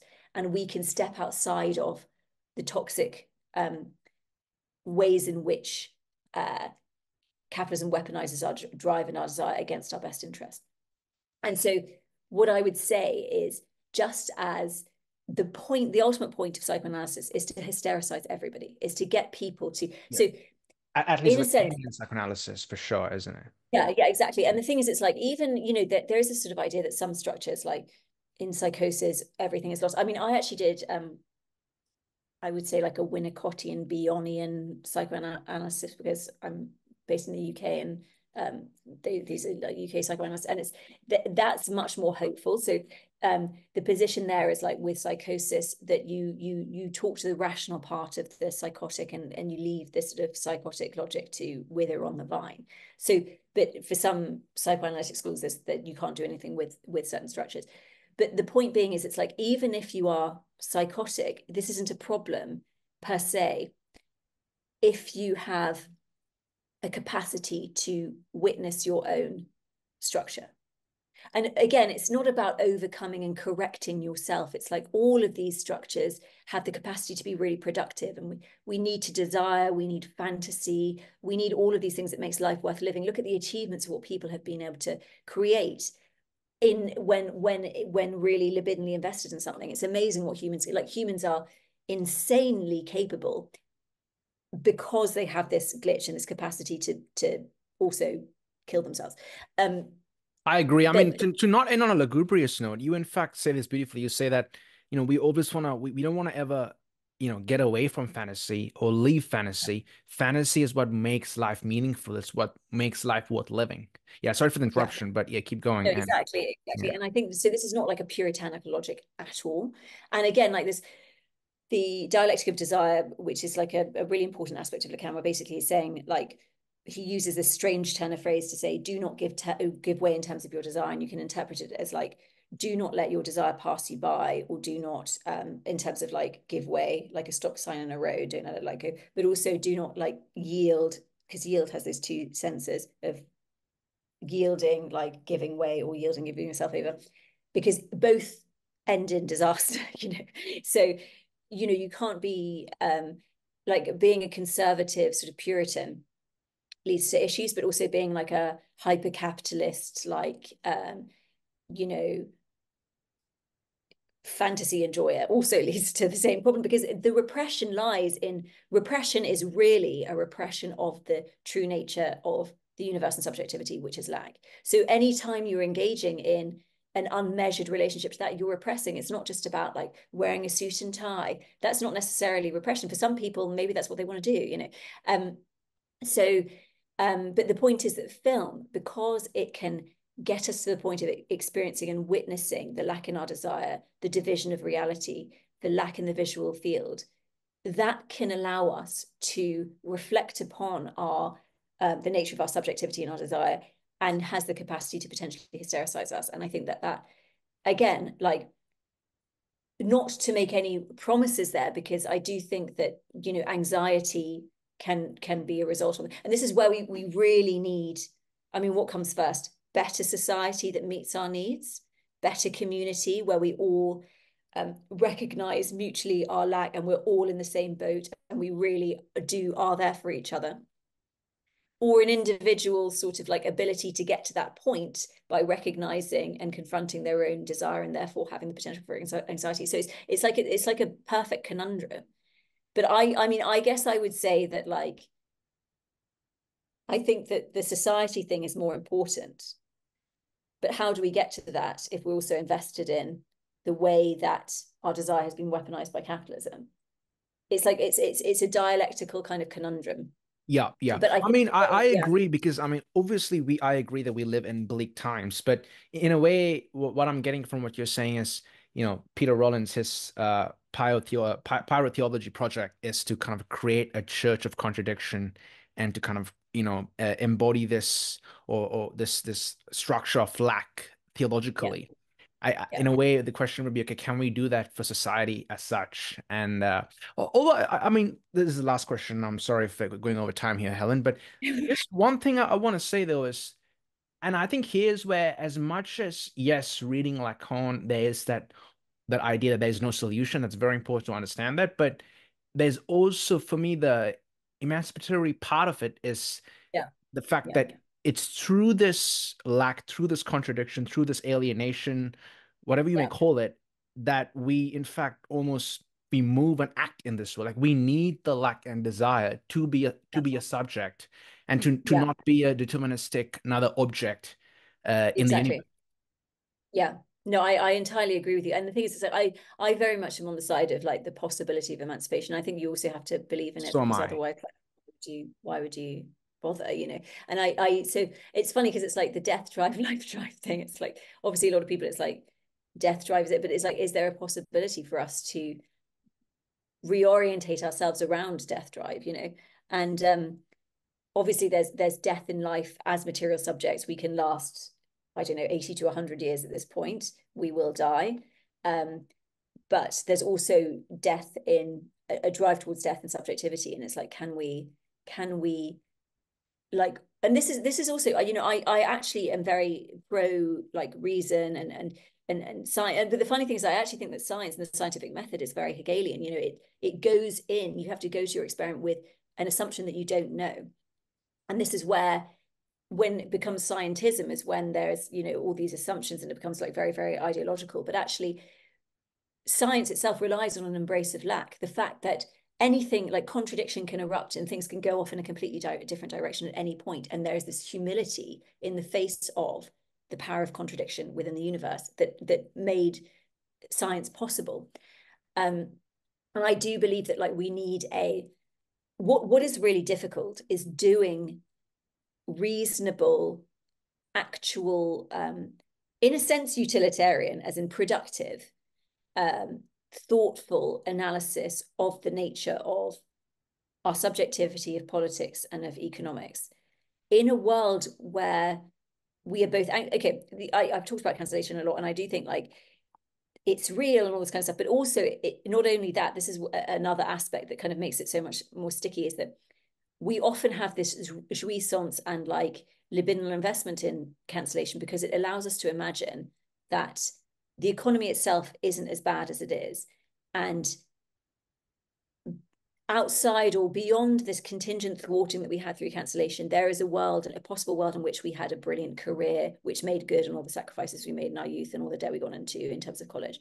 But the reality is kind of bleaker, which is like cancellation is a symptom of the fact that there aren't enough roles. And actually beyond the image of cancellation, potentially there's nothing there. And the tragedy is we have all of these people who are learned and thinking and can contribute to a society that were a productive society, are not getting recognized and don't have the space to contribute anything because of material conditions. So I think sometimes, and I see this so much in some people I know who get really invested in cancellation, the cancellation allows them to enjoy an otherwise, like an imagined world in which they weren't thwarted. So they still get to this possible world where that existed, but actually materiality is much worse than that. But so it's both the real thing of like the nature of the commoditization of the commons makes it difficult for people to come up with ideas, and these accusations of being a crypto this and a crypto that make people afraid of contributing and silence them. And we see this like our world, like our politicians are terrible. We have 7 billion people, 8 billion people in the world. We have many more capable people to lead us. I mean, it's a disaster. And this is partly because of the self-censorship and the fear and the need for problems and the need for capitalism to have problems in order to sustain itself, because actually it gets to a point where reason and actual productive reason, this question of, we can become utilitarian in our embrace of contradiction in terms of how it leads us to productivity, and you know it's more productive than not. But we can't get there when being productive and being reasonable is precisely a threat to the market system itself. And then these things, these accusations of this and that and the other come up. That's not to say that like people have been deplatformed who rightfully should be deplatformed. You know, I think there's, you know, I obviously think that there are degrees and there's hateful ideologies and all this kind of stuff. But also in terms of where we as subjects are invested in the destruction of the commons is the fantasy of being too hot to handle can, and you see this a lot, I think, in a lot of alternative media spaces, can be the thing that protects the subject from acknowledging really how bad material conditions have become, because you still get to imagine that there's a possible world in which you had this career as a public intellectual, you were recognized, or you contributed to society, but that world's kind of gone. But I think the thing is, it's like, I don't know what the solution is. I don't know I think the first solution is a material one and making people's living conditions better. finding a way to tax capital mobility, increasing inequality. This leads to a more stable world in which we can feel less anxious and create more constructive ways of being in the world.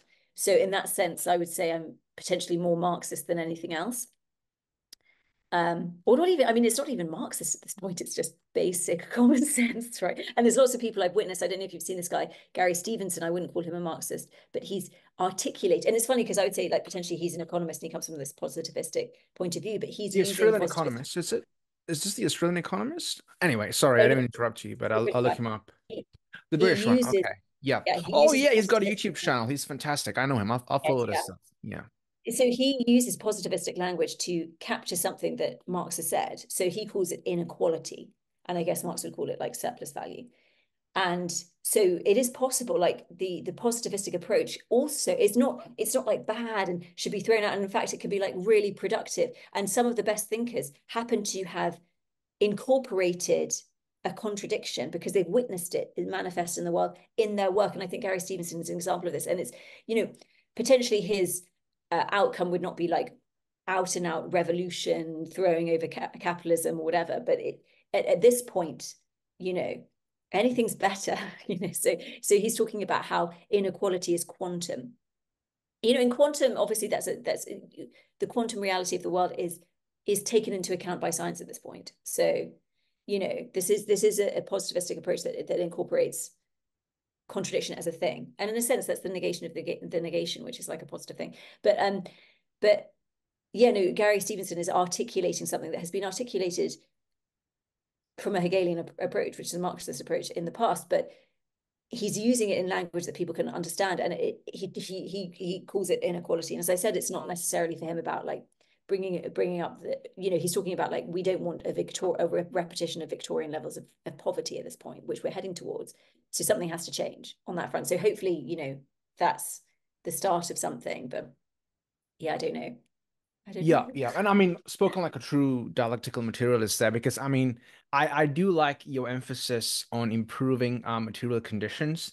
And I think that's also very, in fact, Lacanian, because most Lacanians, in fact, all the Lacanians I've spoken to on this podcast, do always kind of point at the relationship between what happens in the clinic and then material Yeah, conditions. It's we can never leave them apart. Whereas if you look at more of the therapist ideology or therapism, which is the product of neoliberalism, sorry, it's always kind of privatizing the yeah. material problems and making it about yourself, fix yourself, go see a therapist. Now, beautifully put. I'll leave the last word to you, Helen. But just apart from the book, of course, Psychocinema, it'll be out in September, is it? Or Yeah, September. Yeah, excellent. September Yeah, the I've already pre-ordered it. Hopefully, maybe once I've read it, I'd love to have you on again. I mean, I've got so yeah. many notes, and you probably saw from the notes I sent you, I've got a lot more to discuss. But what are the other projects you're working on apart from publishing the book? I mean, any more Yeah, coming up or? yeah, I'm working mostly on films at the moment. I've got a short documentary that I'm finishing about this fantastic man who is one of the longest surviving people with AIDS, and he passed away last year. Yes, But a yes. religious You told me guy, about it. Yeah, yeah, yeah. really What's his fascinating. name? The gentleman's name? It's called Steve Peters. Steve Peters. Yep, I'll leave a link Yeah, to all of that in the show notes. and a project that I mean, it's also a really weird time in film. The film industry is like terrible at the moment. So a project that we made I guess a couple of years ago now, but it's a 4-part miniseries about an American televangelist, which has not got any release date yet, but it may be coming out. And then I'm working on a project that actually I started 10 years ago at this point, which is sort of a retelling of The Outsider by Camus in contemporary Belfast. And it's sort of, we Beautiful, use it for like beautiful. meta narrative, and I'm sort of structuring kind of like a fake documentary in a sense. But yeah, and that has been, this is the nature of, it's very hard to obviously everything's quite difficult, but in this day and age especially, it's quite difficult to sort of to raise finances to do things. So that's really the it's funny because like so much I guess when you're actually like making film, and I do appreciate literary studies and I have like a literature degree, so like I kind of agree with it, but it's often like, what's the meaning here? And the meaning is like you ran out of cash, so you had to just like, or you know, the Yeah, weather changed or something. You know, yeah. it's mostly that. So, but yeah, that's. And then my husband and I have a small press where we release pamphlets, psychoanalytic pamphlets, once a Yes. month. We're doing that. What's the press called? I think I've got one of your Everyday books. analysis. Every day, yeah, I've got one of your books. Oh Yeah, yeah. yeah, yeah. Oh yeah, yeah. Very good. Yeah, that's so we're Excellent. still doing that. Teenage We'll see how long we do. We keep essay with doing it for. zombies. Excellent. But Yeah, it's fantastic. Yeah, well, I mean, I just say this that you're putting your contradiction and lack to good use here. Myriad projects. thanks. Yeah. That was an absolute delight. Thank you, Helen. Thank you for your time. I learned a lot, and I hope we can keep chatting. Absolutely. Thanks so much for the invite. Great to chat.